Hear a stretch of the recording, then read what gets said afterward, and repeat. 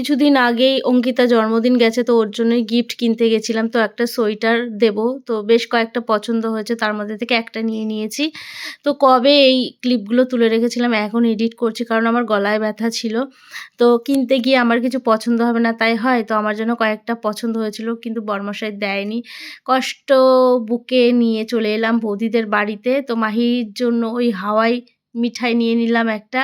তো বৌদির সঙ্গে অনেক হেল্প করে দিয়েছি। অ্যাকচুয়ালি দুপুরবেলাতেই এসছিলাম। তো পাঁপড় ভাজা করছে বৌদি ওইদিকে, ফ্রাইড রাইস হলো, এইদিকে আমার বর স্যালাড কাটছে, চিকেন হয়েছে দেখো, এদিকে আলুর দম হয়েছে, পায়েস হয়েছে, চাটনি হয়েছে, ফ্রাইড রাইস হয়েছে, স্যালাড, এগুলোই হচ্ছে মেনুতে ছিল। এই দেখো বার্থডে গার্ল, এই সোয়েটারটা আমরা ওকে দিয়েছি, ওর খুব পছন্দ হয়েছে। তো এইদিকে দেখো দুটো কেক, আর কেকগুলো এত টেস্ট ছিল না, কি বলবো তোমাদেরকে। তো ওকে একটু আশীর্বাদ করা হবে, তারপরে কেক কাটিং হবে। আর আমাদের মধ্যে তো পায়েসই দেয়, তো পায়েসটাই হচ্ছে মেন, আর কেকটা একটু আনন্দের জন্য আর কি। যাই হোক, বৌদি আশীর্বাদ করে নিল। তো দূর থেকে প্রণাম করতে পারছে না, এই জন্য হাত দিয়ে প্রণামটা করে নিল। আর মাহির পাপাও একটু আশীর্বাদ করে নিল, আমিও করেছি। এখন কেক কাটিং করছে।